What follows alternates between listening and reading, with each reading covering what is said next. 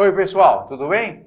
Ralph Peter com vocês novamente, programa Livros em Revista, que vai ao ar pela nossa BCC Television, segunda-feira às 19 horas. Agora, as imagens são geradas pela BCC e os programas ficam disponíveis no site www.livrosemrevista.com.br e também em todas as maquinetas, Facebook, Instagram e vai por aí. O programa Livros em Revista sempre tem o firme propósito de levar até vocês um bom entretenimento com um elevado teor de cultura, que também acontecerá dentro de alguns segundinhos, porque temos uma figura extrovertida, falante, vigorante e, além de tudo, muito interessante, porque é humorística por natureza. Estou falando do Silas Correia Leite, que já está aqui ao meu lado direito, fazendo muita honra ao nosso estúdio. Antes de passar diretamente para ele, quero dizer que o programa Livros em Revista não tem nenhum tipo de inclinação, nenhum tipo de viés político, religioso, nada. A única exigência que fazemos, isso aí é questão fechada, é que o entrevistado tenha um bom conteúdo e principalmente bastante honestidade. Honestidade, pelo menos na sua escrita, nas coisas que ele propala, que também, naturalmente, é o caso do Silas. Eu quero fazer um aviso para vocês, porque nós estamos enfrentando um momento, economicamente falando, muito difícil, politicamente também. Mas economicamente é o que mais nos chama a atenção, nós do populacho sofremos muito mais.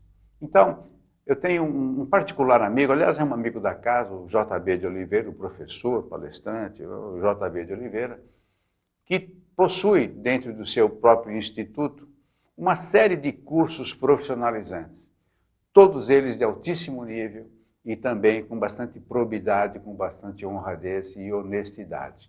Eu sugiro que vocês acessem ao site que eu vou disponibilizar para vocês, porque realmente são cursos diferenciados. Tem um curso lá que é de alguma coisa ligada à justiça, que dá um dinheiro a um miserável. E tem, nem sei se vai ter agenda para este ano ainda, mas acessem. Eu garanto que vocês vão gostar, principalmente porque o JB é uma figura também ímpar e impecável. Acesse aí, www.institutojboliveira.com.br. O cara é professor, o sujeito é sensacional. Garanto que vocês vão gostar. Silas, me perdoe aqui essa breve pausa, porque eu precisava fazer esse anúncio, que é uma figura realmente genial, e eu espero que você não se ofenda por essa. Imagina, divulgar cultura, conhecimento e estudos. Não, e outra não, e além disso, ele já há muito tempo possui esses cursos e, de fato, nós estamos precisando sair um pouquinho do lugar comum, e hoje não basta você ser bom, tem que ser excelente. É verdade. E estudar é sempre, né? Particularmente no mercado de trabalho, você tem que ser. Meu caro, muito obrigado por ter vindo, obrigado mesmo. Deixa eu falar de você. 25 livros escritos, meu? Por enquanto. Eu quero morrer com 90 anos, 90 livros e deixar uns tantos aí. Você está com 25 anos só? É um por ano? Eu estou só com 66, rumo aos 99, que é o 66 contrário. A vida é um livro aberto, não é? Somos todos livros, árvores livros. O meu é meio fechado porque é meio pornográfico, não abre para qualquer um. Somos todos alma, coração e carne. E aí? Qual é a sua parte que mais brilha? Alma, coração e tesão. É o amor. Já que você gosta de rimas, né? E viemos do amor, não é? Viemos do amor e algum ardor, de preferência. Escuta aqui. Cyberpoeta, blogueiro, professor, jornalista, aliás, no meu modo de ver, um polêmico escritor, laureado nacional e internacionalmente, com uma bagagem de seus 25 livros, e agora lançou pela editora Viseu O Marceneiro, A Última Tentativa de Cristo.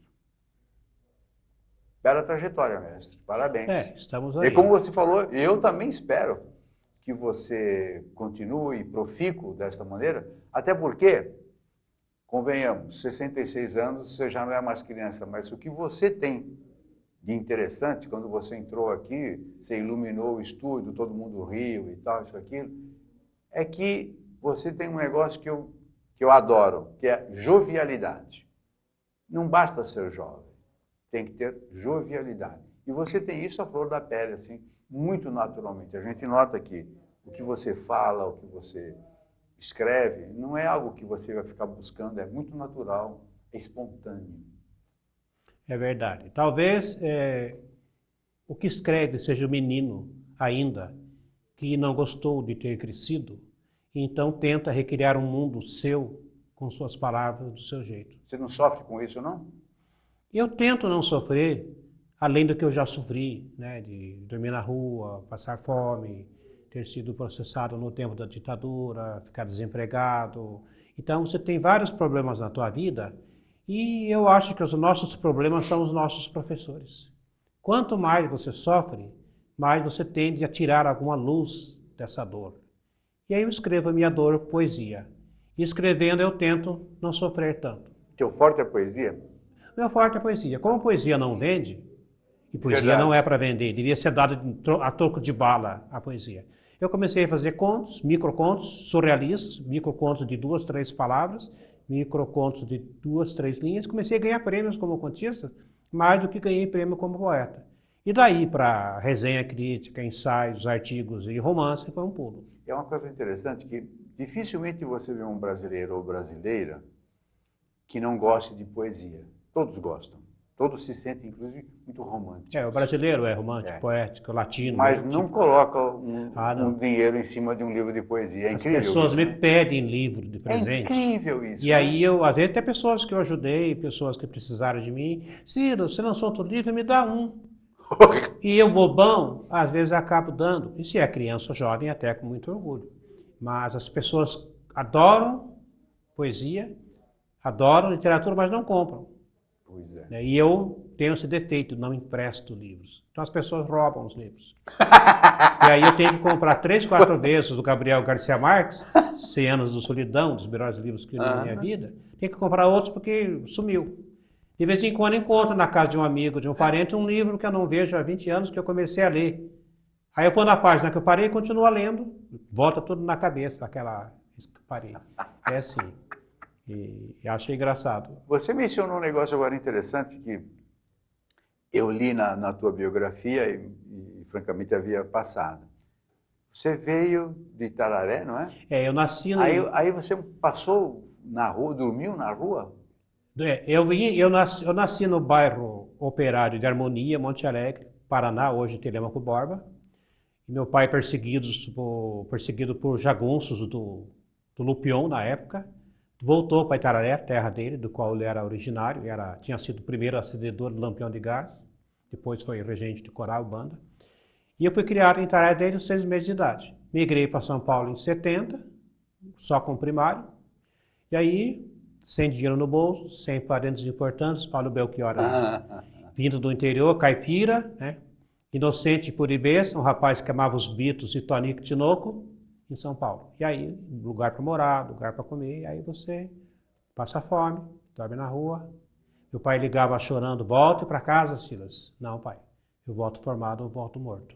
Teimosia, determinação, loucura. Leonino em alta. Tipicamente, um zoológico inteiro de leões, né? E aí eu voltei, aí me formei, eu ajudei os familiares. Minha mãe, descendente de negros com índios. Meu pai, judeu, português, holandês. Minha mãe foi faxineira. Você é sede da ONU? Eu sou afro-brasilis tupi-davídico, né? Todas as somas, todas as lágrimas, não? Do negro, do índio e do judeu. As diásporas são íntimas. As escravidões são íntimas. Os desterros são íntimos. E eu escrevo tudo isso. Eu verto isso como um jorro neural. Você dá o tema, liga o computador, eu escrevo. E aí eu escrevo 50, 60, 100 páginas em pouco tempo, troco 3 teclados por ano, as letras somem. E ácido úrico? Você tem ácido úrico? Não sei, eu acho que eu tenho alma rude, alma rude, loucura, dor. Eu chamo até dor poesia, tudo junto. Você acha que essas agruras que você teve que transpor, e pelo visto a transpôs muito bem. Criou essa têmpera ideológica, essa têmpera poética, ou você já possuía isso e despertou? Meu pai era momento? cantor, compositor, tinha programa de rádio, que fazia poesia, muito correto, do tempo que evangélico não ganhava nada e não queria ganhar, trabalhava, pregava o evangelho por amor a Cristo, e brisolista, era do descendente de ancestrais do sul, né? E lá atrás da Ilha da Madeira, cristãos novos. Então ele era brisolista, ligava o rádio na Marinha Veiga, eu era um guri, eu então fui politizado antes de ser alfabetizado. E depois, meu pai ficou pobre, a gente teve que trabalhar, bastante irmãs, primeiro filho homem, vai segurar o rojão. Então, começando a trabalhar cedo, você fica com o couro grosso, como se diz no popular, né? Aquele menino é couro grosso, aguenta tudo, é assim. E aí você tenta não atingir a sua alma, você deixa que a dor fique na lágrima, na poesia, e não atingir a tua alma, teu espírito. Porque eu não estou aqui para perder para mim mesmo. Eu estou aqui para, com todos os problemas que tenho e terei, vencer. Senão eu perco para mim mesmo. E meu pai dizia, não deixa o Silas pensar, senão eu bato nele. E aí você pensa e não tem solução. A morte, muito boa essa. A morte não tem solução. Verdade. E estou escrevendo, vou começar um livro, comecei, uma entrevista com a morte. Estou fazendo uma entrevista com a morte. Nem queira ler. E aí as pessoas se assustam, perguntam se você usa droga, eu digo, a droga da vida. E a arte como libertação. É porque existe essa ilação malévola, né?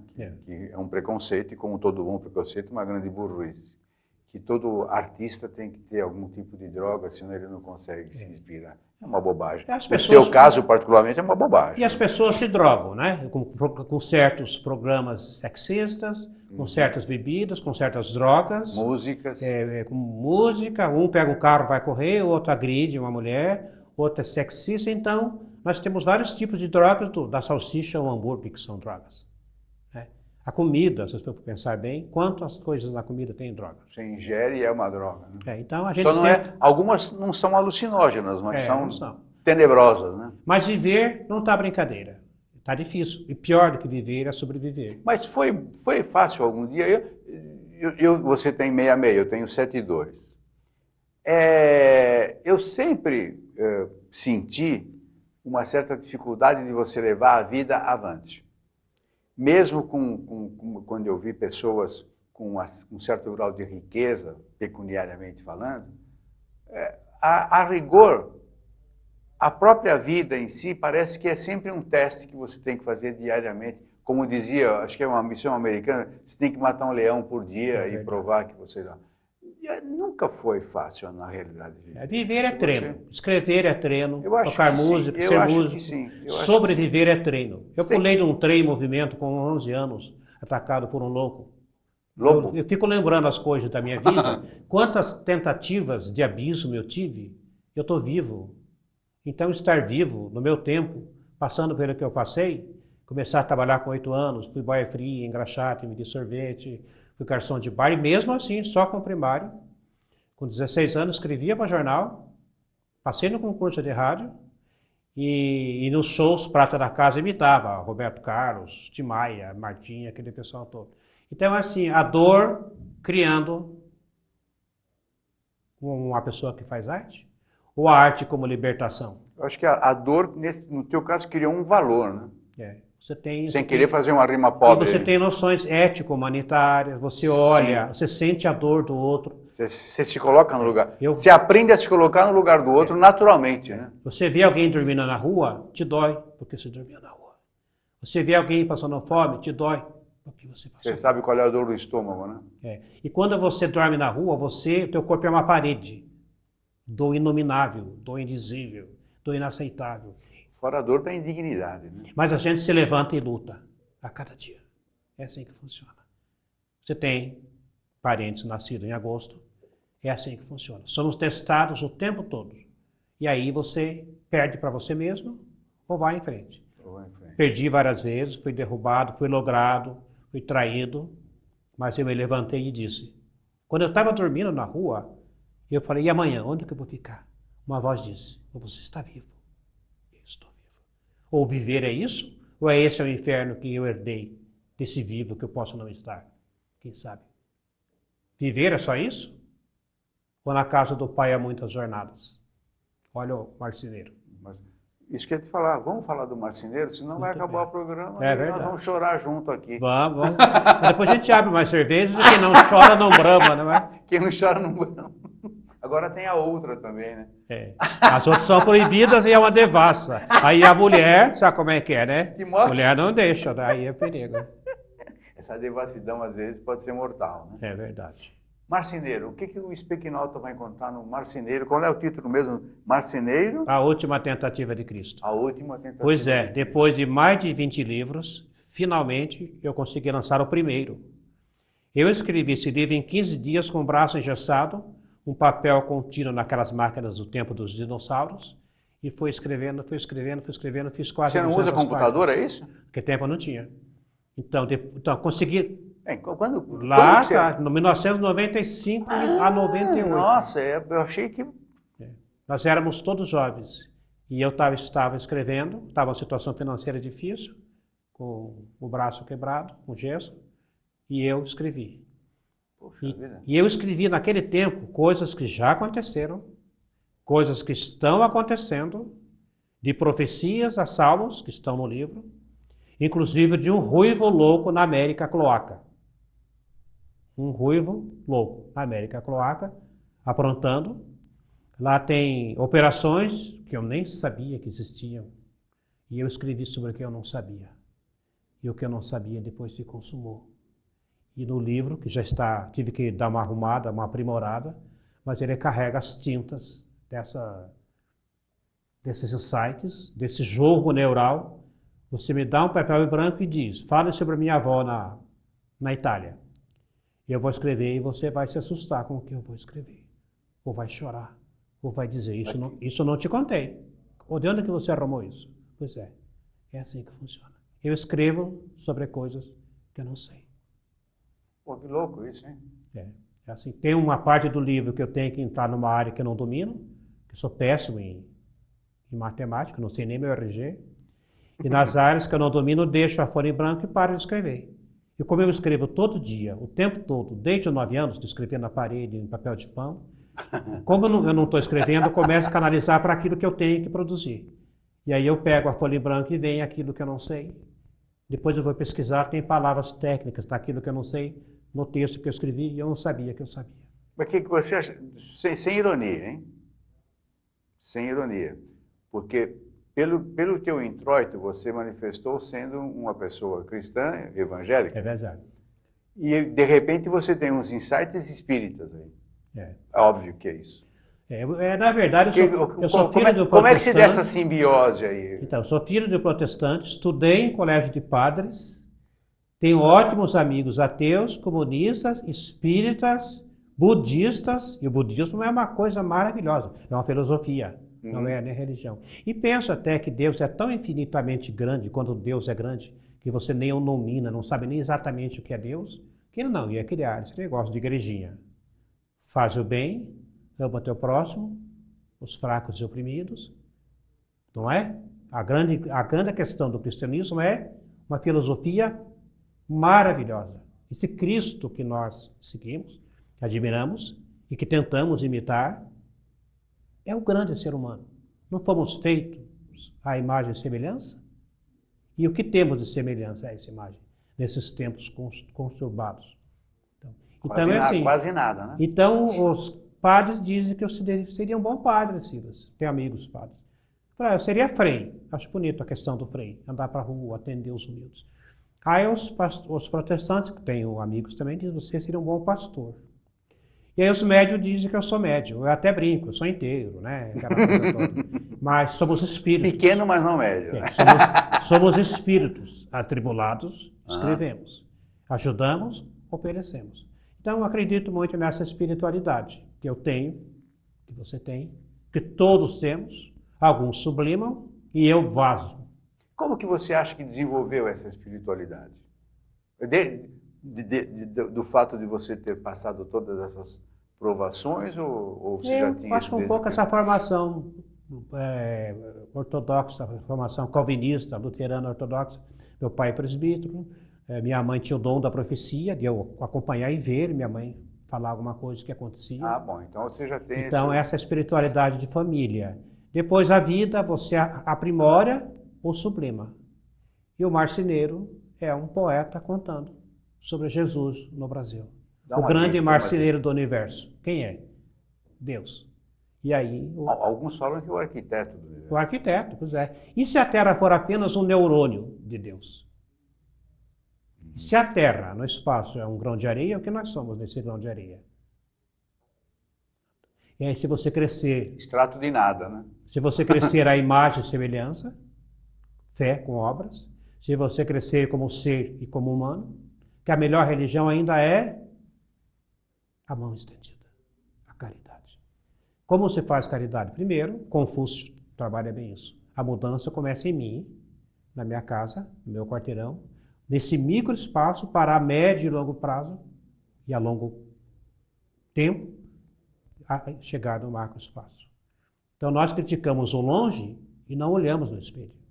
O Brasil tem essa questão, né? Sim. Ah, Brasília. Todos os corruptos de todos os estados, cidades e regiões estão muito bem representados em Brasília, que nós elegemos aqui. Se eu eleger um bom vereador, um bom prefeito, um bom governador, a médio e longo prazo, teremos gente que pensa em nós, já que todo poder emana do povo e em seu nome deve ser exercido. Mas você sabe que eu uma vez me atrevi numa reunião de políticos que nós estávamos preparando uma grande campanha e tal. Na minha santa ingenuidade, era garoto mesmo, garoto, 21, 22 anos. Pois é, eu acho que o legislador, o parlamentar, ele é o reflexo do povo. E se o povo é ladrão, o seu representante também o é. Nossa. Eu acredito firmemente, você não tem o direito de reclamar de quem está lá em cima, porque você que o colocou. O pessoal amarra a caneta na casa lotérica para não roubar a caneta? Pois é. Quer dizer, aí você quer para você quer que o outro seja honesto, é você. São Paulo glosa 100 bilhões por ano de imposto de renda, só para você ter uma ideia. O Brasil todo tem uma glosa, roubo, furto qualificado, 300 bilhões de imposto de renda. Se todos pagassem imposto de renda, nós não precisávamos pagar. Mas o meu vem descontadinho na fonte. Mas isso acho que não é um mal só do brasileiro. É cultura histórica. Vem das capitanias hereditárias. Não, mas eu acho que é do mundo todo, porque você veja... É verdade. Até o Trump roubava, furtava, né? Com certeza rouba. O Al Capone foi preso não porque matou um monte de gente, mas porque fraudou o imposto de renda. Nos Estados Unidos era feroz, mas já não é mais, né? Não. O Trump inventou um jeito lá de lograr o fisco e é presidente. Bom, eu não sei o que ele fez. Mas essa é a história. Olha, é muito difícil você lográ-los. Você pode ter conseguido uma porta que você abriu e evitou que ela se fechasse. E aí tem a corrupção que mantém o sistema. E o pior é que a nossa... E é inerente ao ser humano a corrupção. Mas no nosso caso, sim, é inerente ao ser humano, mas na maioria dos países são punidos. Aqui parece Brasil... vai erigir uma estátua em praça pública. Não, mas nós no Brasil tem 500 e poucos anos. Você tem ascendência alemã.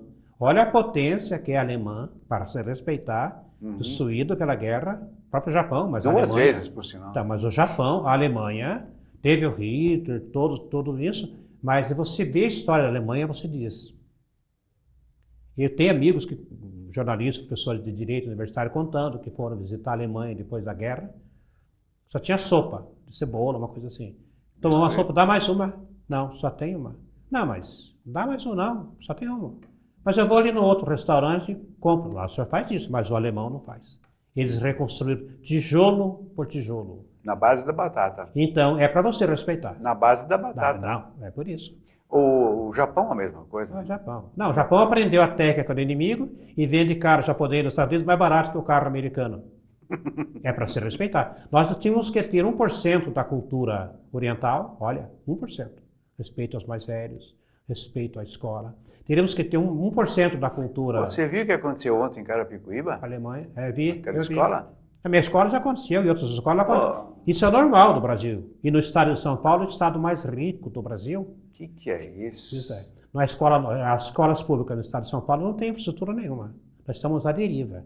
28 anos de um governo, ganhamos menos que o professor do Piauí, que é o estado mais pobre do Brasil. Meu caro, nós estamos encerrando, infelizmente.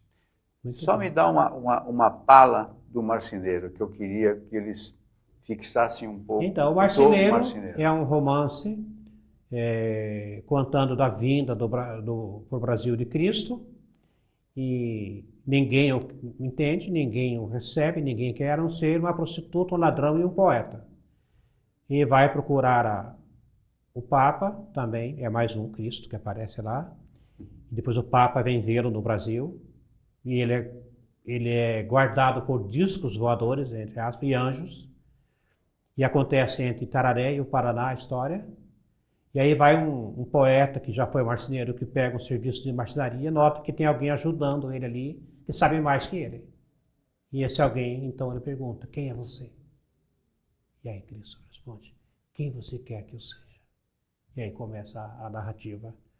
Sabotagem, terrorismo, discos voadores, exército, denúncias, profecias, explicações históricas para fatos não. Quando que você escreveu o livro? Eu tinha, acho que foi entre 95 e 98, uma data mais ou menos por Quer aí. dizer, ele é fruto de inspiração ou de muita piração? Eu acho que veio tudo. Eu acho que foi mais um jorro neural. Eu acho que é um livro meio bem espiritualizado, porque eu lembro que eu escrevendo A Casa Se Iluminava.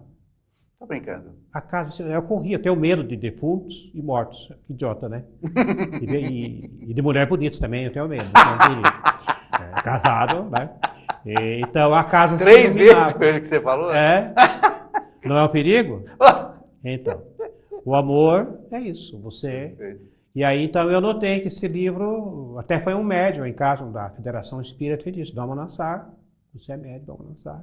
Deu um contrato para assinar, mas eu pensei, puxa, mas vou lançar. E se depois eu descobrir que não é isso que eu sou? Não, isso eu não sei quem eu sou. Exatamente. Se eu soubesse que eu sou, não estaria aqui, estava em Londres, estava em Roma. Agora me fala uma coisa, então, qual é o público que você destina ao livro? Qual é o público que seria mais receptivo à tua obra? Porque, pelo que eu estou vendo, é clínica geral. A crítica diz que é um livro evangélico, religioso, ecumênico e místico. E eu até brinco de dizer, de novo, que livro bom é quando o leitor morre no final. O leitor. Ou o autor também tem essa questão, né? Então é um livro que as pessoas vão se assustar, vão ficar com medo, vão chorar, porque ele quebra dogmas, revela do terceiro segredo de Fátima, outras coisas. Mas onde que eu achei isso? Pois é, eu só sei que nada sei. E escrevi. E o que você escreve? Vem de onde? Na casa do Pai há muitas jornadas espirituais. Perfeito. Então é assim. Meu caro, então você já disse que já tem mais um no forno saindo aí. Tem. Bom, você é prolixo, você vai escrevendo. Eu escrevo 3, 4 ao mesmo tempo. Quando eu canso de fazer poesia, eu vou para o microconto. Quando eu canso do microconto, eu continuo aquele romance sobre o fim do mundo. Qual é o mais forte? O que você prefere mais? Porque você é multifacetado, você escreve clínica geral. Polivalente, né? Polivalente. Mas qual é a tua área de preferência? Eu só sou um poeta. Eu sei que é uma sacanagem. Você mete a besta de escrever ficção. Sou apenas um poeta. É o que você mais... É o que mexe comigo de eu ver poesia. Estou andando na rua e eu vejo a poesia. Um negro entrando num lugar escuro. O negro entrando num lugar escuro, ele vai se mesclando à negritude. Né? O negro caminha pela rua, não caminha, escurece. Você vê, você está dentro do ônibus, alguém fala, estamos todos sozinhos. Nossa. Está todo mundo junto. Nós estamos todos sozinhos. É cada um por si e salva-se todos. No elevador, né? Você está com 4, 5 pessoas e ninguém se olha, né? Não, você tropeça nas pessoas e pede desculpa por estar certo. É assim. Existe um ódio customizado no mundo todo, não é só no Brasil, não. A falência humana. O Brasil, o mundo fecha um ciclo terrível. E você acha que tem algum fim isso? Qual é o fim disso? Se é que tem. É uma hecatombe? Pô. A fome, sabe as bombas do futuro? A fome, a água, o lixo, a superpopulação. Não precisamos de nada atômico. O meteoro já deve ter desviado. Pensou o quê? Eles vão acabar sozinhos? Eu já quero enviar o passaporte, mas pelo jeito não vou embarcar. Mas não é para hoje, é para que, sei lá, o nosso start, nem mais, para lá de tataranetos. Mas em termos espirituais, isso é rapidinho, né?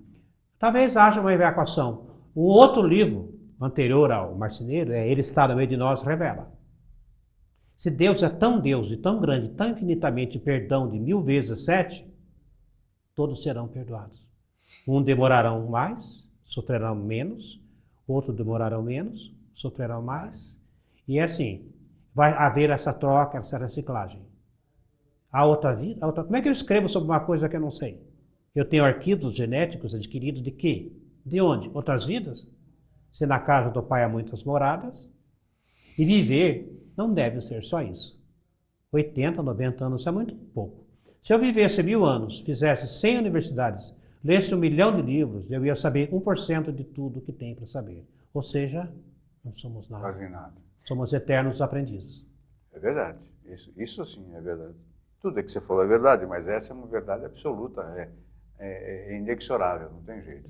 Meu caro, desafortunadamente mesmo, estamos encerrando com o convite de você participar novamente, nos honrar com a presença no momento que você bem entender. Saiu um novo, pumba, vem aqui, numa boa. Então você está perdido, vou Só ter que pra- vir aqui de 3 Uma vez por meses semana. no mínimo. Uma vez por semana. Obrigado você pelo generoso espaço, Não. pelo seu brilho, pela estrela que você é. Muito obrigado. Você deixa a gente à vontade, e quando a gente fica à vontade, a gente se sente dentro do próximo. Mas aí, meu amigo, é um lance de ação e reação. Você é um cara legal, então o ambiente fica legal e fica tudo bem. É verdade. Gostei da sua assessoria, rimos muito entre cafés e futebol e abobrinhas, né? Silas e suas ciladas. Mas esse que é o lance, né? Porque as pessoas, eu não te conhecia, as pessoas com quem você subiu no elevador para a emissora não te conheciam, e no que a porta do elevador abriu era uma risada só. Parecia que vocês eram velhos amigos. 3 velhinhos trocando figurinhas do tempo do Noé. E isso é que faz você ter essa característica bonachona, essa característica de, como a gente fala, um cara legal. Simplesmente um cara legal. Eu acho que isso já é um belo de um carimbo. Meu caro, obrigadíssimo. Obrigado a você pelo generoso espaço. Pela tua presença. Eu tenho certeza que eles adoraram vocês. E antes de encerrar aqui com Silas Correia Leite, que trouxe ao mundo Marceneiro. Marceneiro, Ele está no meio de nós, e Tibete. Os 3 últimos romances. São 3 últimos. Puxa vida, esse é que, como eu admiro, eu ia falar invejo, mas eu admiro essa facilidade que você tem de escrever, que as forças todas benfazejas do universo te mantenham dessa forma, dessa natureza. Valeu? Pessoal, agradecendo como de hábito, Luciana e toda a equipe técnica, Maria Estela Guedes, que através do seu site situado em Lisboa, www.com, que nos insere definitivamente no universo lusófono, pela força que ela sempre nos dá, uma belíssima audiência e principalmente muito qualificada. Eu me despeço de todos vocês agradecendo a amizade, a paciência e a tolerância, e voltem sempre na próxima semana. Tchau, tchau, felicidades.